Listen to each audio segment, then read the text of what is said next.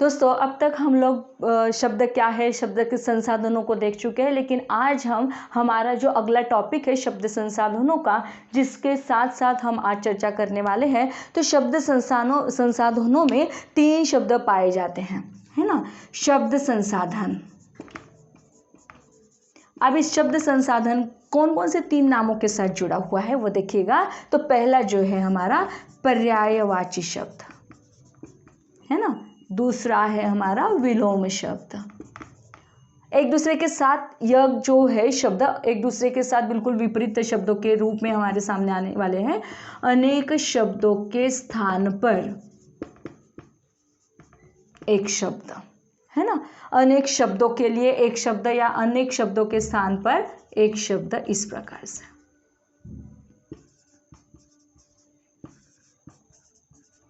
तो सबसे पहले हम देखेंगे पर्यायवाची शब्द। पर्यायवाची किसे कहा जाता है ना। इनके नामों के साथ ही सारी चीज़ें जुड़ गई है। आपको बहुत ज़्यादा ट्रेस में आने की ज़रूरत नहीं है। आपको इसकी लिस्ट यदि डालते हो आप आपके गूगल पर तो भी मिल जाएगी, पर्यायवाची शब्द किसे कहा जाता है। तो और इसके ऑलरेडी नोट्स हम लोग बना चुके हैं, तो आपके पास भी वो बहुत जल्दी ही पहुँचाने का हम प्रयास करेंगे। तो पर्यायवाची शब्द किसे कहा जाता है? जिन शब्दों के अर्थ में, है ना, जिन शब्दों के अर्थ में समानता हो उन्हें हम पर्यायवाची शब्द कहते हैं। किसी भी समृद्ध भाषा में पर्यायवाची शब्दों की अधिकता रहती है। अब कोई भी शब्द हो, किसी भी प्रकार की भाषा हो, लेकिन जो भाषा अधिकाधिक समृद्ध होती है ना, तो उन समृद्ध भाषा में अनेकानेक प्रकार के ढेर सारे तमाम ऐसे पर्यायवाची शब्द होते हैं। और जिस भाषा में इस प्रकार के पर्यायवाची शब्दों की संख्या ज़्यादा होती है, उससे ही हम वह भाषा समृद्ध है ऐसा कह सकते हैं। जो भाषा जितनी संपन्न होगी, है ना, और वो भाषा उसका स्तर किस पर डिपेंड करता है? उसके पर्यायवाची शब्दों पर। तो पर्यायवाची शब्दों की संख्या जितनी अधिक होगी उतनी ही वह भाषा सुसंपन्न होगी, उतनी ही वह अधिक होगी। तो हिंदी के पर्यायवाची शब्द जितने भी हैं, तो हिंदी के पर्यायवाची शब्द ज़्यादातर संस्कृत के तत्सम शब्द हैं, है ना। तो जिन्हें हिंदी भाषा ने ज्यों का त्यों ग्रहण कर लिया। और तत्सम का मतलब क्या होता है कि तत्सम मतलब क्या? उसके समान। किसके समान? संस्कृत के समान। तो यहाँ एक बात भी स्मरण में रखने की है। कौन सी? तो इन शब्दों में अर्थ की समानता होते हुए भी इनके प्रयोग एक तरह के नहीं होते हैं। ये शब्द अपने में इतने पूर्ण हैं कि एक ही शब्द का प्रयोग सभी स्थितियों में और सभी स्थलों पर एक जैसा नहीं लगता। कहीं कोई शब्द ठीक बैठता है और कहीं कोई दूसरा शब्द। तो प्रत्येक शब्द की जो ये तालिका होती है वो कैसे होती है? अब देखिएगा कि जैसे यदि हम अग्नि लेते हैं तो अग्नि से निकलने वाले शब्द कैसे हैं। जैसे आग है, अनल है, पावक है, वायुसका है, दहन है, धूमकेतु है और इस प्रकार के, है ना। जब सूर्य शब्द लेते हैं तो धनुज है, दानव है, दैत्य है, राक्षस है, या निशाचर है, या रजनीचर है, इस प्रकार। अनुपम शब्द यदि लेते हैं तो अनुपम का मतलब होता है अद्भुत। अब केवल अद्भुत ये शब्द लेने के साथ नहीं, तो इसके अलग अलग शब्द हैं। अब अलग अलग पर्यायी कौन से शब्द हैं? तो जैसे अनुपम का अपूर्व है, अनोखा है, अद्भुत है, अनूठा है, अद्वितीय है, अतुल है, अमृत। अगला यदि शब्द लेते हैं अमृत, है ना, तो अमृत का मतलब क्या होता है कि पीयूष, है ना, सुधा, अमी, जीर्णोदक।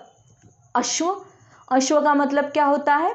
तो जैसे घोड़ा, है ना, घोटक, तुरक, तुरंग और हय जिसे कहते हैं, तो इस प्रकार से। अब आँख, है ना, हमारी आँख, तो प्राचीन काल में लोचन का नयन लोचन, है ना। चक्षु भी कहा जाता है, दृग, अक्षी, अव्यक्त, दृष्टि, विलोचन, नेत्र, लोचन, नयन, इस प्रकार से। अब यदि हम आकाश की बात करते हैं तो आकाश का मतलब होता है अंबर, नभ, अंतरिक्ष, आसमान, अनंत, गगन, व्योम, इस प्रकार के शब्द। और यदि हम आनंद को लेते हैं तो मोद है, प्रमोद है, हर्ष है, आमोद है, सुख है, उल्लास है। इच्छा को लेते हैं तो इच्छा की तो बात ही क्या।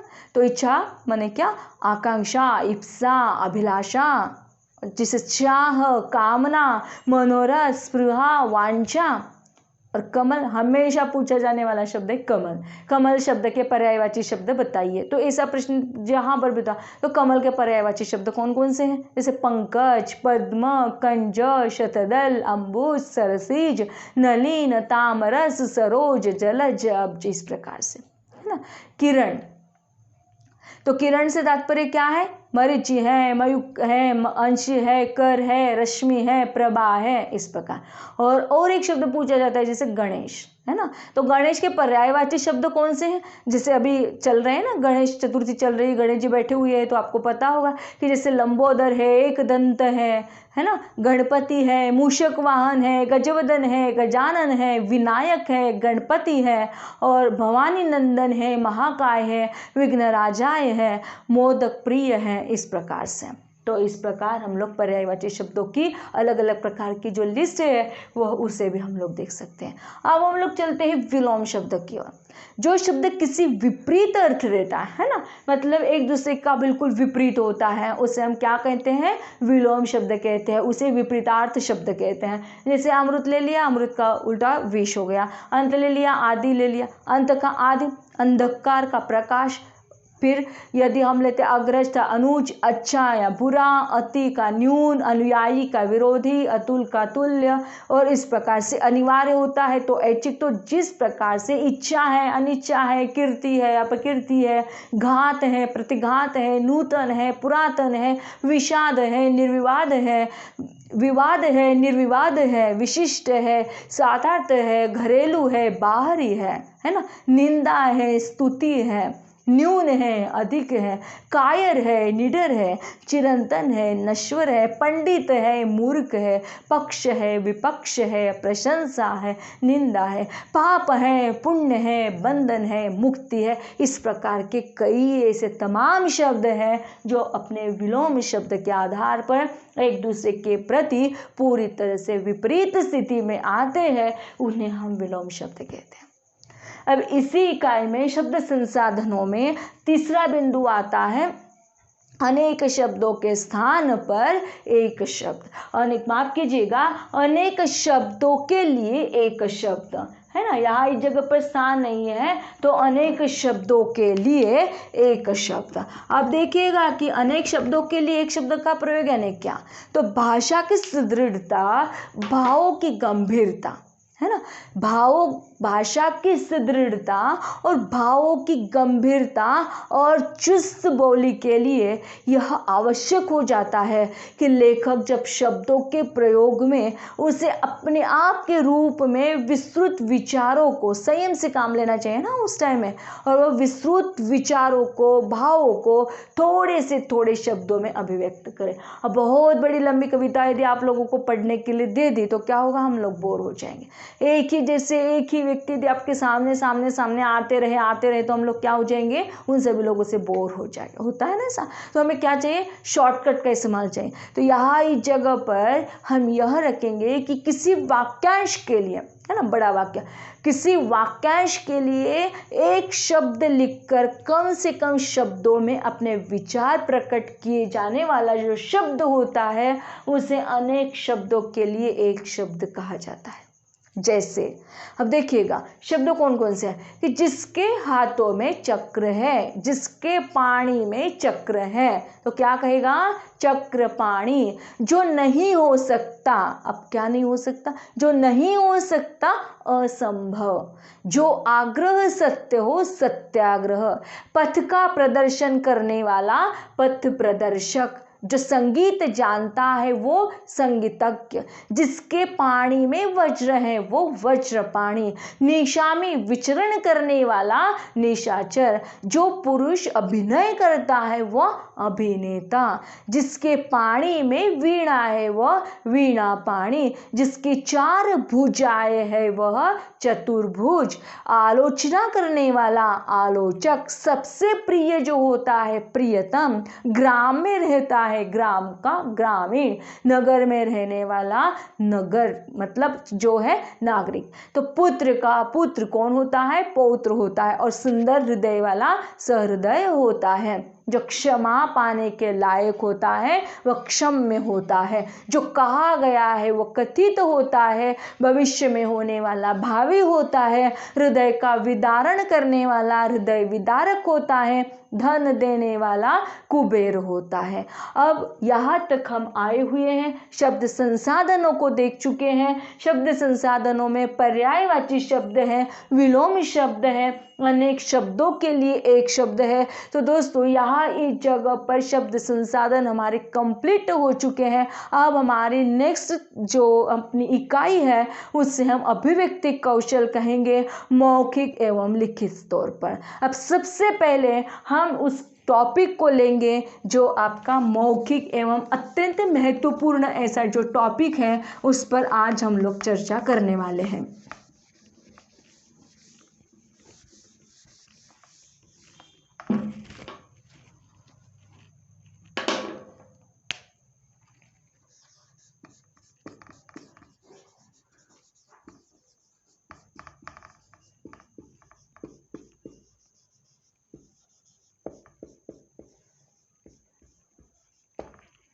देखिएगा कि यह जो अभिव्यक्ति कौशल होता है, इस अभिव्यक्ति कौशल में दो चीज़ें अत्यंत महत्वपूर्ण आती हैं। तो पहली है मौखिक और दूसरी है लिखित, है ना। तो हम लोग चर्चा करेंगे फिलहाल तो मौखिक पर। तो मौखिक से तात्पर्य क्या होता है? जो केवल भाषा का ऐसा मौखिक रूप होता है जो केवल भाषा के साथ साथ लिखित तौर पर नहीं बल्कि केवल मुख के माध्यम से मौखिक स्तर पर प्राप्त होने वाला हो, है ना। उसे हम क्या कहेंगे? मौखिक अभिव्यक्ति कौशल कहेंगे। अब भाषा का जो मौखिक प्रयोग होता है वो भाषा का मूल रूप होता है।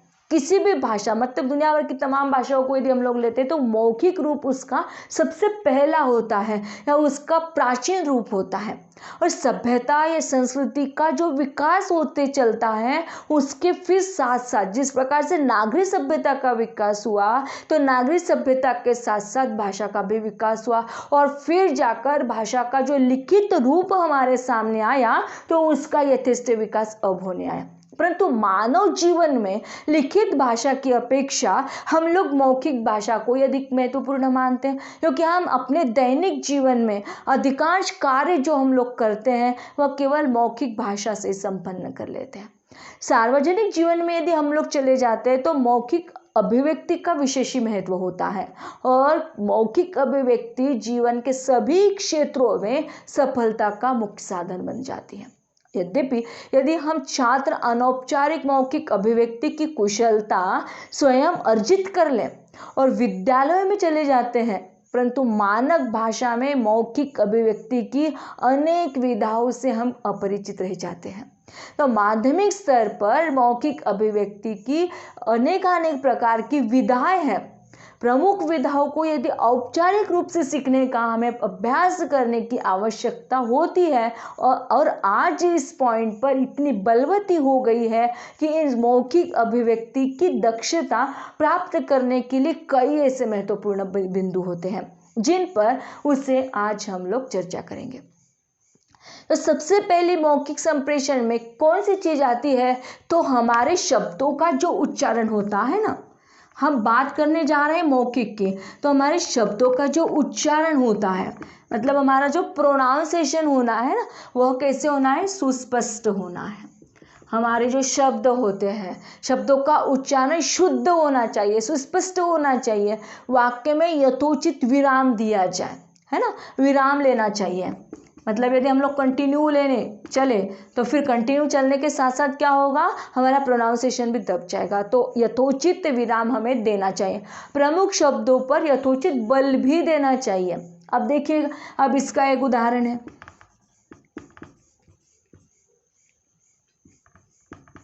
रोको मत जाने दो। अब देखिएगा इस वाक्य में इस शब्द में कौन कौन सी चीजें जुड़ गई। अब यदि यहाँ पर इस जगह पे विराम देते हैं, रोको मत जाने दो, लेकिन यदि रोको के आगे का हम अल्प विराम निकाल लेते हैं और आगे मत के आगे लगा देते हैं तो क्या होगा? रोको मत जाने दो। अब एक जगह पे तो उनको रोकना है, मत जाने दो, और दूसरी जगह पर रोको मत, उसे जाने दो। तो इस प्रकार से जहाँ पर भी हमें बल देना है उस जगह पर हमें यथोचित बल देना नितांत आवश्यक हो जाता है। पाठ के जितने भी वाक्य होते हैं या काव्य की पंक्तियाँ होती हैं उनको हमें भावों के अनुरूप उचित लय में आरोह तथा अवरोह के साथ बोला जाना चाहिए, है ना। भाषा को प्रभावी यही बनाता है।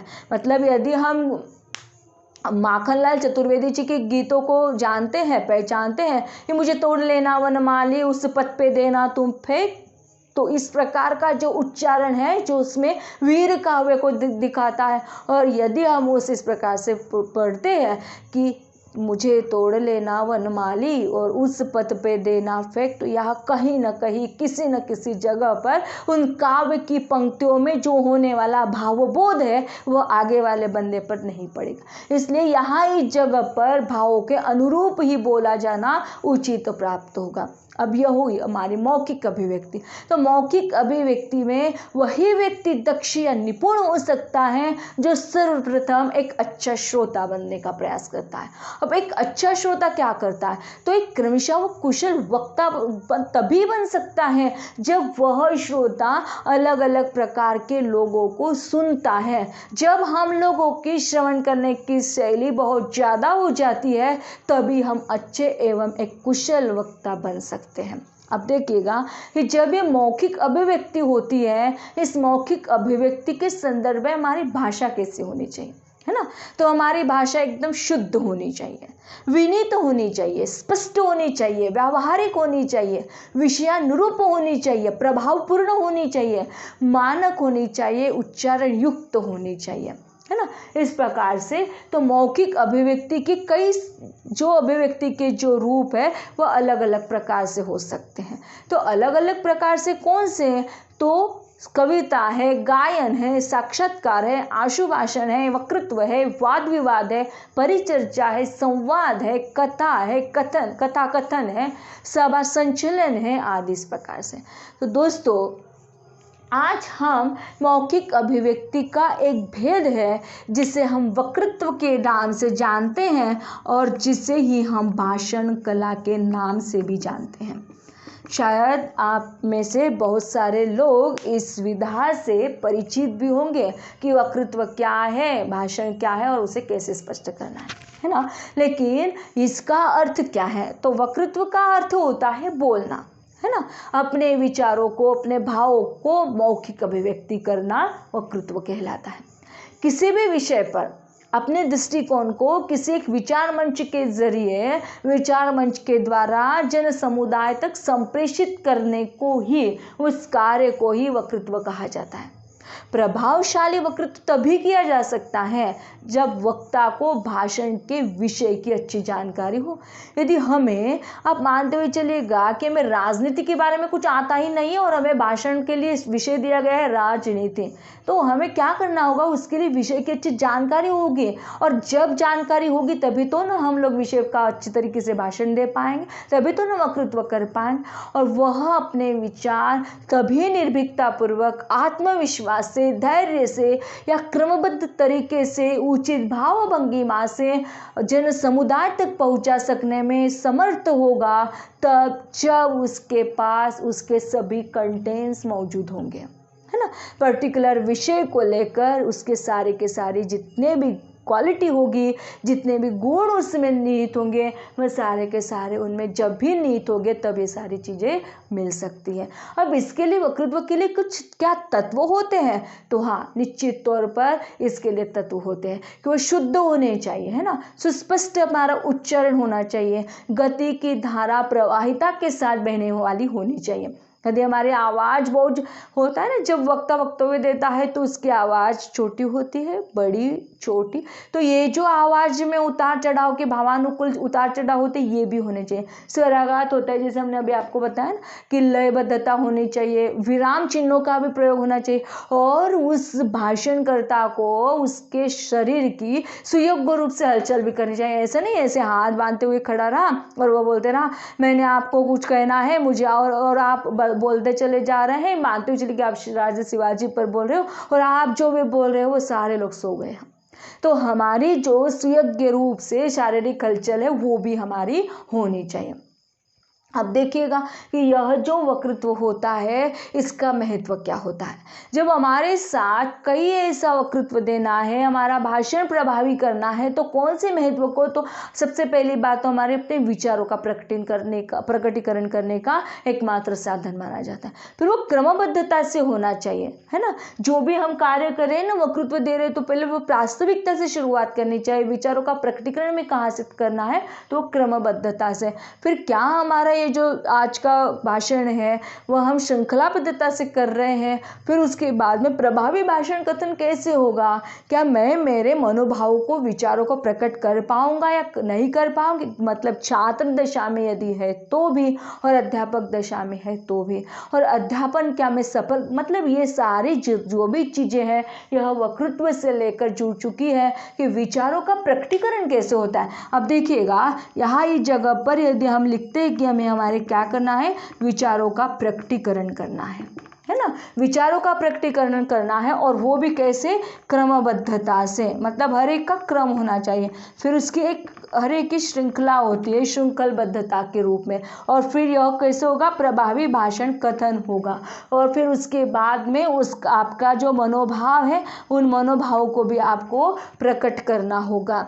अध्यापन सफल, फिर यह जो सारी चीज़ें हैं यह अध्यापन, जब तक हम लोग अपने भावों को, है ना, आपके भाव और हमारे भाव दोनों के भाव एक दूसरे के साथ तादाद में स्थापित नहीं कर पाते हैं, तब सहृदयता नहीं आएगी, है ना। सहृदयता कैसे आएगी, मानते हुए चले कि हम आप पर बताते जा रहे हैं, बताते ही चले जा रहे हैं, लेकिन एक दूसरे से यह केवल मनों के भावों को प्रकट कर रहे हैं, लेकिन यह मनों के भाव जब तक मेरे मन के भावों को आप लोग नहीं भापोगे, नहीं समझोगे, नहीं अनुभूति होगी, तो हमारे मनोभाव एक दूसरे के साथ तादाद में स्थापित नहीं कर पाएंगे। क्योंकि आप सभी लोगों को पता है, यदि हम किसी फिल्म प्रोड्यूसर के पास चले जाते हैं तो फिल्म प्रोड्यूसर फिल्म को दर्शाते समय नायक नायिका को मिलाने की बात करता है, और नायक नायिका जब एक दूसरे के साथ से बिछुड़ जाती है तब नायिका रोती है, लेकिन नायिका रोती है, और यहाँ इस जगह पर हम लोग अपने घर पर बैठे और हम लोग भी रो रहे हैं।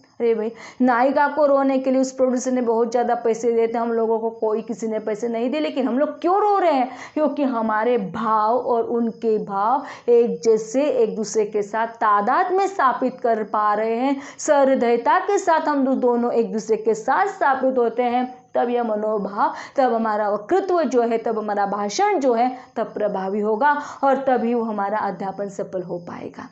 अब आगे है वक्तृत्व जो प्रतियोगिता है, उस वक्तृत्व प्रतियोगिता के कुछ नियम भी हैं, उसे प्रभावी कैसे करना है यह भी हम आपको बता दिया। अब देखिएगा कि इसके नियम अलग अलग प्रकार के पाए जाते हैं। अब अलग अलग प्रकार से कौन कौन से, तो आपकी श्वास प्रक्रिया भी अच्छी होनी चाहिए। अब कोरोना की वजह से पता नहीं हम लोग ये सब मास्क लगाए तो हमारी श्वास प्रक्रिया भी कम ज़्यादा हो रही है, तो श्वास प्रक्रिया आपकी बहुत अच्छी होनी चाहिए। सबसे पहले महत्वपूर्ण आता है तो आपकी आवाज़ में भी एक मिठास होती है ना। कई लोगों की आवाज़ में ऐसा होता है कि यार इनका बस वॉल्यूम बंद कर दो या कम कर दो, और फिर कई लोगों की आवाज़ में बड़ी मिठास होती है। फिर आगे आता है आपका उच्चारण शुद्ध होना चाहिए। कई लोग हैं ना जल्दबाजी में बोलते बोलते तोतले भी बोल देते हैं, कई शब्दों का उच्चारण करते करते गलत भी बोल दिया जाता है, इस प्रकार से। और फिर बाद में आता है विराम, मतलब ऐसे नहीं जल्दबाजी में बोलते चले जाए, बीच में विराम ही ना, किसी जगह पे रुके ही ना, तो उसे विराम, तो फिर विराम का भी होना नितांत आवश्यक हो जाता है। और फिर बाद में आता है कि आपकी क्रमबद्धता, क्या आप ये सारी चीज़ें को ले तो रहे हो, लेकिन क्या आप क्रमबद्ध विचारों को सुस्पष्ट रीति से उस जगह पे कर पा रहे हो। फिर आता है आपके विचारों की सुसंगता, मतलब क्या है कि जहाँ जिस माहौल में आप लोग उसे प्रकट कर रहे हो ना, तो विचारों की सुसंगता क्या उस जगह पर जुड़ रही है। और फिर उसके बाद में आता है उचित अभिनय, है ना। तो उचित अभिनय को किस प्रकार से लेंगे कि क्या ये सारी चीज़ों को हम उचित अभिनय के माध्यम से प्रकट कर पाएंगे या नहीं। तो ये सारी चीज़ें जो है यह हमें भाषिक संप्रेषण एक कला जो एक बुक है उसमें ये सारी चीज़ें आपको मिल सकती है। उत्तम वक्ता, अब नेक्स्ट पॉइंट अपना है कि जो यह वक्तृत्व को प्रकट करने वाला जो उत्तम वक्ता होता है, यह उत्तम वक्ता कहाँ और किस जगह पर हमें प्राप्त होगा।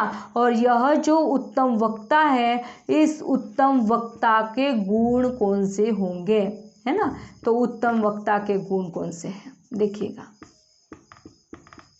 अब उत्तम वक्ता यदि बनना है तो उसकी आत्माभिव्यक्ति का होना नितांत आवश्यक होगा। अपने आत्मा की अभिव्यक्ति को वह व्यक्ति कर पाएगा, और उतना ही लोलुप व प्रचार प्रसार करने में भी होना चाहिए।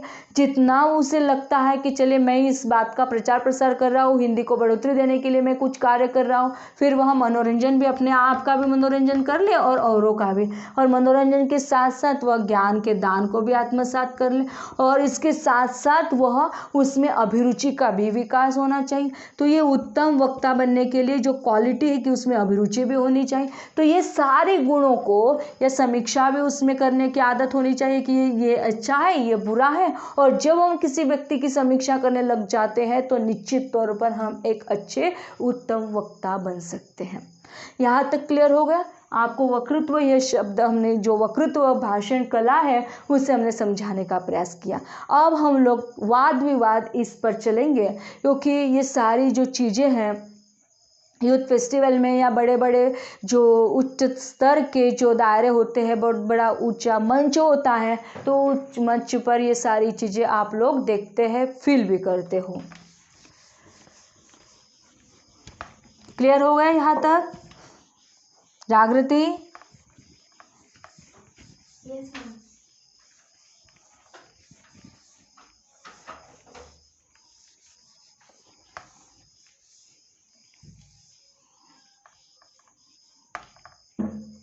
अब चलिए, अब हम लोग वाद विवाद की चर्चा करते हैं। वाद विवाद किसे कहा जाता है? तो विवाद है ना, विवाद हमेशा किसी बात पर या मुद्दे पर या किसी विषय पर होता है। और ये जो विवाद हम लोग करते हैं ना, अकेला आदमी विवाद करेगा क्या अपने आप से? कर पाएगा दीपाली? नहीं। हाँ, तो विवाद करने के लिए कम से कम कितने लोग चाहिए झगड़ा करने के लिए? एक से ज़्यादा। हाँ, मतलब देखिएगा, हाँ मतलब आप लोग झगड़ा करते हो, है ना। तो विवाद में हमेशा दो या दो से अधिक व्यक्ति भी शामिल रहते हैं। प्रायः विवाद का सामान्य अर्थ झगड़े के रूप में लिया जाता है, किंतु सत्य इसके बिल्कुल विपरीत है ना। तो वस्तुतः जब कुछ व्यक्ति किसी पूर्व निर्धारित विषय पर या समस्या के पक्ष विपक्ष में बोलकर अपना विचार प्रकट करता है, झगड़ा नहीं करता, है ना। जैसे आप लोग लड़ाई झगड़ा करते हो वैसे नहीं, बल्कि उस पक्ष विपक्ष में बोलकर अपने विचारों को प्रकट करता है, तो उसे हम क्या कहते हैं? वाद विवाद कहते हैं। विवादित या समस्या को प्रस्तुत करते हुए सर्वप्रथम अपने विचारों को व्यक्त करने वाला व्यक्ति या तथा उसके द्वारा प्रस्तुत करने वाला जो विचार होता है वह वाद कहलाता है। प्रस्तुतकर्ता जब व्यक्ति के विचारों से असहमति रखता है या वाद के विपरीत अपने विचारों को रखता है और व्यक्ति को विवादी या प्रतिवादी बनाता है तथा उसके द्वारा जो प्रस्तुत विचार प्राप्त होते हैं उसे हम विवाद कहते हैं। और पक्ष विपक्ष में या पक्ष प्रतिपक्ष में तथा पक्ष विपक्ष भी उसे कहा जाता है। तो वाद विवाद का महत्व और रचनात्मक पक्ष उपयोग के स्थान पर यदि मौखिक अभिव्यक्ति के विकास की दृष्टि से वाद विवाद एक उपयोगी और महत्वपूर्ण विधा मानते हैं, है ना। तो वाद विवाद की सहायता से हम विद्यार्थी विभिन्न जनतांत्रिक संस्थाओं की कार्यविधि से भी परिचित हो जाते हैं।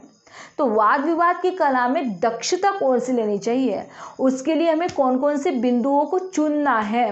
तो वाद विवाद के दौरान किसी एक तत्व को लेकर बोलते समय हमें क्या करना चाहिए?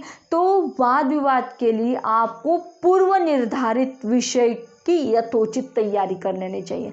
मतलब कौन कौन से ऐसे वाद विवाद हो सकते हैं, कौन कौन से ऐसे पूर्व निर्धारित विषय हो सकते हैं जिन पर चर्चा की जा सकती है, जिन पर वाद विवाद किया जा सकता है। हमें क्या करना चाहिए? पूर्व निर्धारित विषय की यथोचित तैयारी कर लेनी है। हमारा जो आत्मविश्वास होता है, आत्मविश्वास और धैर्य बनाए रखना है और उतावलेपन से बचना है। मतलब कॉन्फिडेंस तो रखना है, लेकिन हमारा कॉन्फिडेंस कहीं ओवर कॉन्फिडेंस न बन जाए, इसकी भी पूरी जिम्मेदारी हम लोगों की होती है। और वाद विवाद के दौरान अपना विचार प्रस्तुत करने के पूर्व अध्यक्ष को संबोधित करना है। श्रोता समुदाय को संबोधित करने की कोई विशेष आवश्यकता आपको नहीं होती। वाद विवाद में जो भी कोई वक्ता हो तो प्रत्येक वक्ता को अपना पक्ष या विचार रखने के लिए निर्धारित समय मिलता है ना। तो अतः पूर्व निर्धारित समय का अनुपालन करते हुए अपने विचारों को इस प्रकार से समायोजित करें कि आप उन्हें निर्धारित समय सीमा के अंदर ही भली भांति व्यक्त कर पाए। मतलब जो समय दिया हुआ है, जितने मिनट्स आपको दिए हुए हैं ना, उन मिनटों में ही आपका जो वक्तव्य है, आपका जो समय है, उसी समायोजित स्तर पर आपको उसे कंप्लीट करना है। अपने कथन में हास्य व्यंग्य का पूट देकर उसे रोचक बनाने का भी हमें प्रयास करना चाहिए ताकि वह ज़्यादा उबाऊ न हो। और निर्धारित विषय पर बोलते हुए आरों अवरों पर भी, मतलब जैसे रुकते हैं फिर इस प्रकार से, है ना। तो ये सारी चीज़ों की ओर भी हम लोगों को क्या करना है, चित्त हमारा केंद्रित करना है। तो प्रतिपक्ष अथवा प्रतिपादी, मतलब ये भी आपको ध्यान में रखना है कि जब अभिव्यक्ति होती है तो अधिक प्रभावशाली होनी चाहिए, सहज संप्रेषण आप लोगों का होना चाहिए। प्रतिपक्ष अथवा प्रतिवादी द्वारा प्रस्तुत तर्कों का विश्लेषण भी आपको करना है और विश्लेषण के साथ साथ हमें यह भी खंडन करना है और खंडन करते हुए अपना अभिमत भी उसमें प्रस्तुत करना है। पूर्व वक्ता के लिए उचित संबोधन करना है, मतलब मेरे मित्र ने ये कहा, या फिर क्या करें, माननीय विद्वान, मेरे विद्वान मित्र ने ऐसा कहा, मेरे पूर्व वक्ता ने इस प्रकार से कहा। तो जब हम मेरे पूर्व वक्ता यह संबोधित कर गए इस प्रकार से कहते हैं तो यथोचित प्रयोग होगा, है ना। अपने विचारों की प्रस्तुति के लिए एक औपचारिक भाषा का प्रयोग करना चाहिए। जैसे मेरी विनम्र मत से, मतलब मेरा विचार यह है तो क्या कहना है कि मेरे विनम्र मत से यह स्पष्ट होता है, मैं निवेदन करना चाहूँगा। इस प्रकार की विनम्रता पूर्व औपचारिक भाषण शब्दों का हमें प्रयोग करना चाहिए। प्रभावी वाक्य, उद्धरण या कविता के अंश द्वारा अपने पक्ष की समाप्ति करनी चाहिए। मतलब कोई कविता ले लीजिएगा, है ना, तो उसके साथ साथ आपको उसकी समाप्ति करनी है। निर्धारित समय की समाप्ति से पूर्व बजने वाली घंटी, अब जब बेल बजाता है ना, तो उसके घंटी के बाद भाषण के मुख्य बिंदुओं का समाहार हमें कर देना चाहिए। तो इस प्रकार से वाद विवाद, यह जो पॉइंट्स था ये हमारा कंप्लीट हो गया। शायद आप उसे अच्छे तरीके से समझ गए होंगे। अब हमारा इसी टॉपिक में से अगला है, अब तक हम लोग मौखिक तौर पर देख चुके हैं कि मौखिक अभिव्यक्ति कौशल क्या है। तो मौखिक में हमने वक्तृत्व को देखा, वाद विवाद को देखा, है ना, भाषण कला क्या होती है उसे देखा। अब हम लोग चलते हैं हमारे लिखित अभिव्यक्ति कौशल्य की ओर। अब हमारा लिखित अभिव्यक्ति कौशल्य जो है उसे क्या कहा जाता है। अब यह लिखित अभिव्यक्ति कौशल दो चीज़ों पर प्राप्त होता है, एक संक्षेपण और दूसरा पल्लवन। अलग अलग इसके शब्दों का भी अर्थ है, स्वरूप है, उसे भी हम लोग स्पष्ट करके बता सकते हैं। अब संक्षेप यानी क्या, संक्षेपण यानी क्या, तो संक्षेपण या संक्षेपीकरण अथवा संक्षिप्तीकरण ऐसी भाषा का अनुवाद कहलाता है जो केवल लैटिन भाषा के एक किसी प्रेषित शब्द से बना है ना, प्रेसिडर से प्रेसी शब्द बना, जिसका अर्थ होता है काट छाट कर छोटा कर देना। संक्षेपण या संक्षेपीकरण शब्द इसी अर्थ में प्रयुक्त होता है। संक्षेपीकरण की तरह सारांश, सरलीकरण या इस प्रकार से जितने शब्द मिल जाते हैं, तो सरलीकरण क्या होता है, काट छाट कर देना क्या होता है, संक्षेपीकरण क्या होता है, तो इस अर्थ में प्रयुक्त किया जाता है।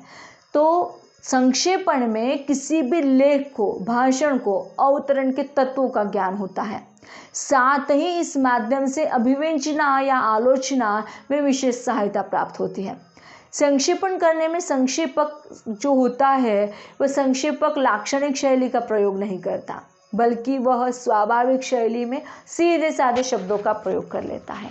और संक्षेपण वह कला या रचना होती है जिसमें किसी वक्तव्य को, लेख को, अनुच्छेद को आदि में वह अभिव्यक्त करता है और भाव की मूल अपेक्षा कम शब्दों में प्रतिपादित करता है। और जहाँ पर कम शब्द होता है उसे संक्षेपण का मूल लगभग 1/3 भाग होता है।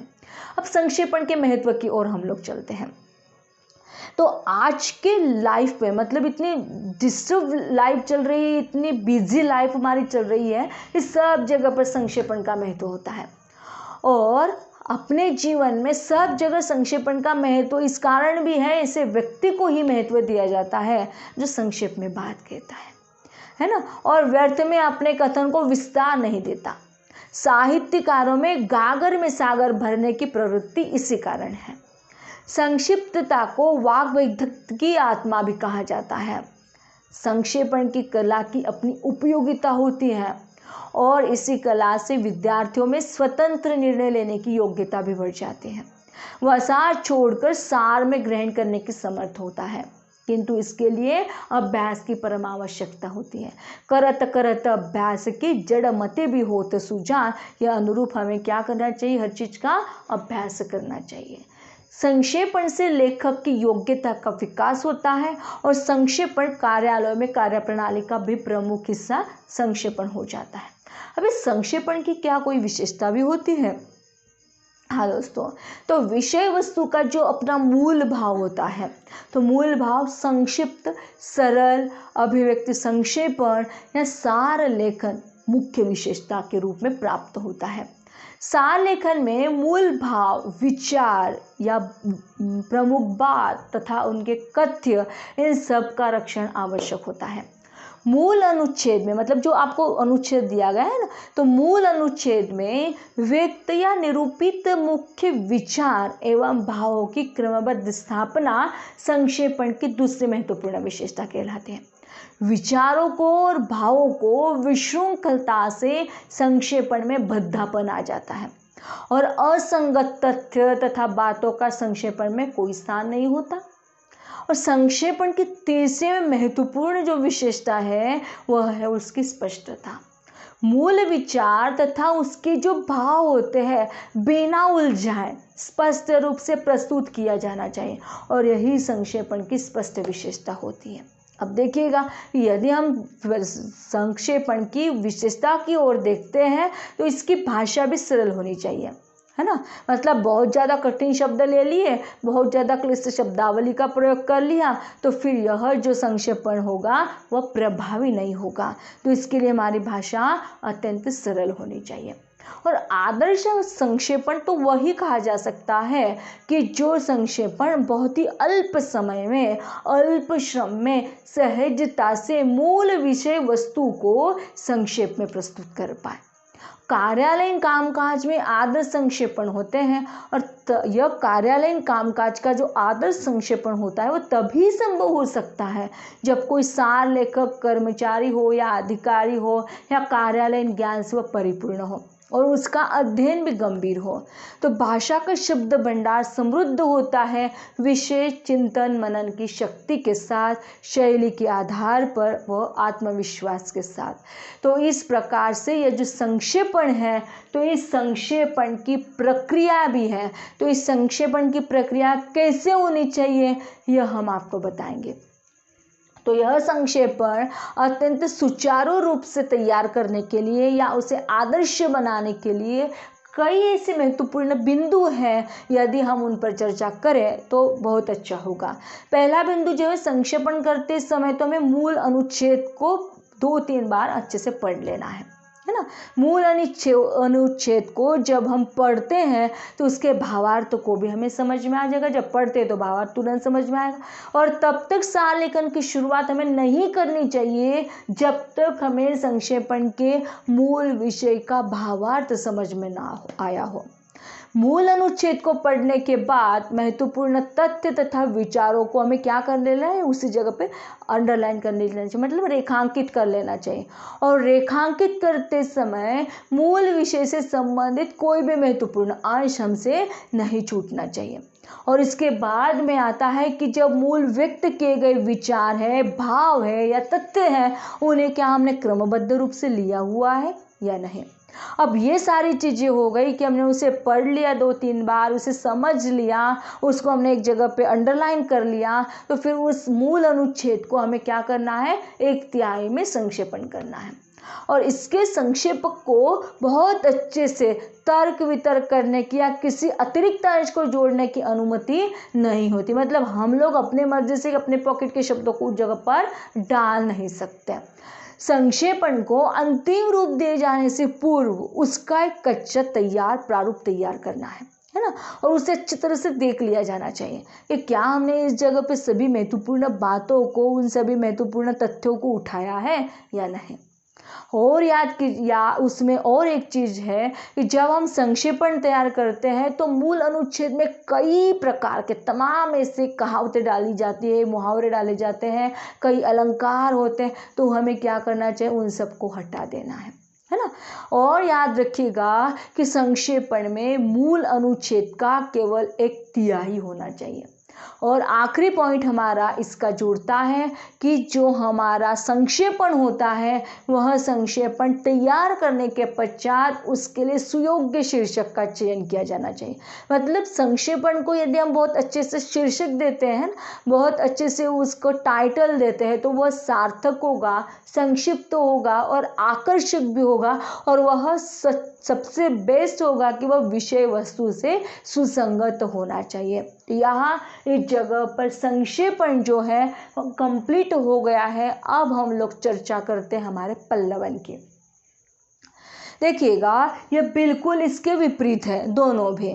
अब पल्लवन किसे कहा जाएगा, तो किसी एक विषय को या किसी विचार का विस्तारित रूप। यहाँ इस जगह पर हमने क्या किया, छोटे को बड़े को छोटा कर दिया। अब हमें यहाँ बड़ा है तो उसे क्या करना है, छोटा करना है।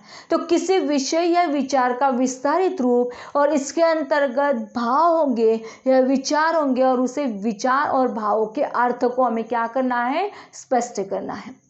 लेखन की इस क्रिया को हिंदी में पल्लवन कहा जाता है तथा रुद्धिकरण को विदारीकरण, संवर्धन या भाव विस्तार के रूप में भी आदि को भी पल्लवन के नाम से जाना जाता है। अब जब हम किसी विचार को कम से कम शब्दों में प्रकट करते हैं या उसे सुक्तियों के रूप में प्रस्तुत करते हैं तो उसके अर्थ को ग्रहण करने में हमें कठिनाई होती है।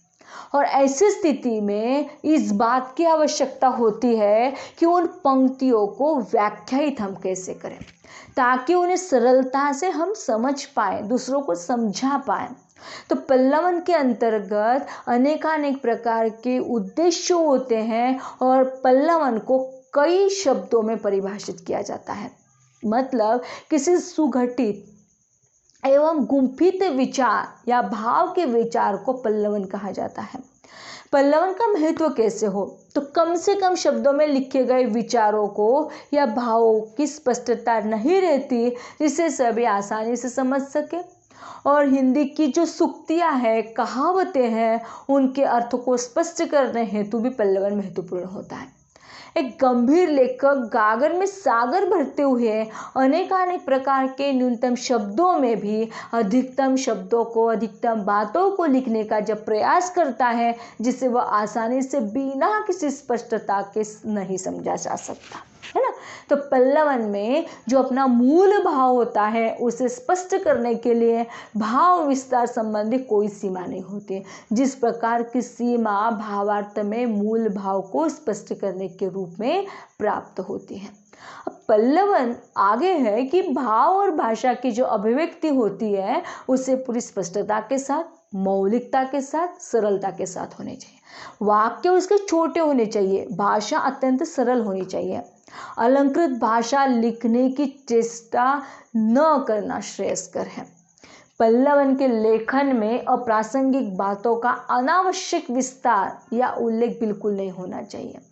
अब देखिए कि इस प्रकार से पल्लवन में लेखक को मूल तथा गौण भाव या विचार की टीका टिप्पणी और आलोचना नहीं करनी चाहिए। इसमें मूल लेखक के मनोभावों का विस्तार, विश्लेषण हो जाता है। अब पल्लवन की विशेषता कौन सी होती है, तो पल्लवन की विशेषता है कि जब वह व्यक्ति पल्लवन करता है तो पल्लवन करते समय सृजनशीलता, है ना, जब वह व्यक्ति कर रहा है तो उसमें सृजनशीलता का होना आवश्यक है। और सृजनशीलता के साथ साथ क्या वो अर्थपरकता से उसे ले रहा है या नहीं ले रहा है, वह भी हमें देखना चाहिए। अगला पॉइंट इसी के साथ जुड़ता है कि क्या वह रचना मौलिकता की ओर चली जा रही है या नहीं चली जा रही है ना। अगला इसके साथ पॉइंट जुड़ता है कि क्या ये सहजता से है या नहीं, मतलब सृजनशीलता। क्या कोई कार्य करते समय हम अपनी सृजनशीलता को देख पाते हैं। तो पल्लवन करते हुए भी पल्लवन करने वाले व्यक्ति को अपने आप की सृजनशीलता को जागृत करना आवश्यक होगा। जो उस दी हुई अभिव्यक्ति है या दी हुई जो उक्ति है, उस उक्ति का अर्थपरकता से हमें उसका विश्लेषण करते आना चाहिए। फिर अगला है कि पल्लवन की विशेषता की ओर हम लोग यदि देखते हैं तो वो मौलिक होनी चाहिए, मतलब है ना कि कहीं से यहाँ से उठा ले वहाँ से उठा ले, तो ऐसे नहीं, तो मौलिक होनी चाहिए। और फिर हम उसे सहजता से सब लोगों तक पहुँचा पाए, ये भी कार्य हम लोगों से होना चाहिए। अब अगला है कि पल्लवन की प्रक्रिया। अब देखिएगा कि पल्लवन की प्रक्रिया क्या होती है। तो पल्लवन की प्रक्रिया ये होती है कि पल्लवन के लिए मूल अवतरण का जो वाक्य होता है ना, जो सुक्ति होती है, जो लोकोक्ति होती है, जो कहावत होती है, उसे हमें क्या करना चाहिए, ध्यानपूर्वक पढ़ना चाहिए, ताकि मूल के संपूर्ण भाव को हम अच्छी तरह से समझ जाएं। मूल विचारों को या भाव के नीचे दबे जाने से जो अन्य सहायक विचारों को समझने की हमें चेष्टा होनी चाहिए। मूल और गौण विचारों को समझ लेने के बाद एक एक कर सभी निहित विचारों को हमें क्या करना है, अनुच्छेद में लिखना आरंभ करना है, ताकि कोई भी भाव हमारे इन विचारों से सुपर कंप्यूटर से छूट न पाए। अर्थात वह विचार का विस्तार करते समय भी उसकी पुष्टि में जहाँ तहाँ ऊपर इस प्रकार के कई उदाहरण जो होते हैं वह दिए जाते हैं। और पल्लवन की जो रचना होती है, यह पल्लवन व्यास शैली को, मतलब देखिएगा कि यहाँ इस जगह पर कई प्रकार के उदाहरणों को हम पल्लवन के रूप में देख सकते हैं। अतः यह जो पल्लवन होता है, यह पल्लवन टीका टिप्पणी या इस प्रकार से भाव और भाषा के साथ अभिव्यक्ति में पूरी स्पष्टता होनी चाहिए, उसमें मौलिकता होनी चाहिए, सरलता होनी चाहिए। पल्लवन के लेखन में अप्रासंगिक जितनी भी बातें होती हैं, वह अप्रासंगिक बातें नहीं जुड़नी चाहिए। मूल भाव के साथ साथ जो गौण भाव होता है उसकी हमें आलोचना नहीं करनी चाहिए। पल्लवन की रचना हर हालत में अन्य पुरुष में होनी चाहिए। वाक्य छोटे छोटे और वह सरल होने चाहिए। तो इस प्रकार से पल्लवन की प्रक्रिया को हम लोग देख सकते हैं। अलग अलग प्रकार से हम लोग जहाँ पर यह उदाहरणों को प्राप्त करते हैं, तो यहाँ इस जगह पर लेखन प्रणाली को प्राप्त कर चुके हैं। तो अगली तासिका में यहाँ हम लोग जैसे यदि उदाहरण के तौर पर देखते हैं कि विदेशी भाषा का विद्यार्थी होना बुरा नहीं, अपनी भाषा सर्वोपरि है, महात्मा गांधी जी ने बताया हुआ एक उदाहरण है, उसे यदि हम यहाँ इस जगह पर बताएंगे तो भी उसे पल्लवन के रूप में आपको लिखना आवश्यक होगा। कई प्रकार के उदाहरण हैं जिसमें संक्षेपण में उदाहरण दिए जा सकते हैं, पल्लवन में उदाहरण दिए जा सकते हैं। तो दोस्तों, यह तासिका हमारा यह जो हिंदी व्याकरण तथा अभिव्यक्ति कौशल था, इस जगह पर पूरी तरीके से कंप्लीट हो चुका है।